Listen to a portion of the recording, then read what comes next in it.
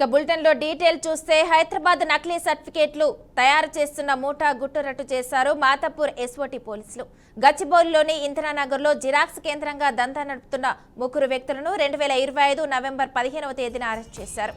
Police verification certificate, నకిలీ waybills, నకిలీ experience certificate, marks memos, pan కార్డులను సైతం నకిలీ తయారు చేస్తున్నట్లు గుర్తించారు. ఈ కేసులో మహమ్మద్ సచీద్, గంట రాజులను కూడా అరెస్ట్ చేసినట్లు మాతాపూర్ ఎస్పీపీ శ్రీధర్ తెలిపారు.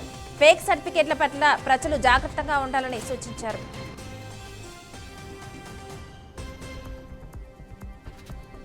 ఇందిరానగర్లో శ్యామ్ జిరాక్స్ సెంటర్ అని ఒకటి సంవత్సరం నుంచి ఈ మహమ్మద్ సాజిద్ అనే వ్యక్తి జిరాక్స్ సెంటర్ నడుపుతున్నాడు. దీంట్లో ఏంటంటే వీళ్ళు మీ సేవా సర్టిఫికేట్లు ఇష్యూ చేసే వాటిలో ఫేక్ అంటే ఫోటోషాప్లో ఎడిట్ చేసి ఫేక్ సర్టిఫికేట్స్ తయారు చేసి ఇస్తున్నారు.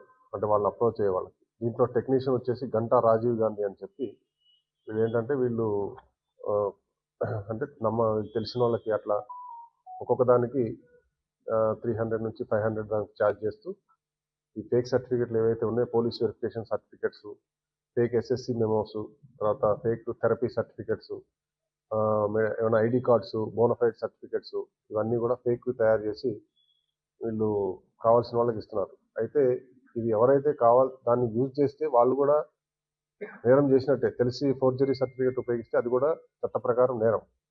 దీన్ని నమ్మదగిన సమాచారం మేరకు మా ఎస్ఓటీ టీమ్ వాళ్ళ సహకారంతో మా ఇన్స్పెక్టర్ గారు, వాళ్ళ ఎస్ఐ, పోలీస్ స్టేషన్ సిబ్బంది వీరిని దాడి చేసి పట్టుకోవడం జరిగింది. వీరి మీద కేసు నమోదు చేయడం అయింది.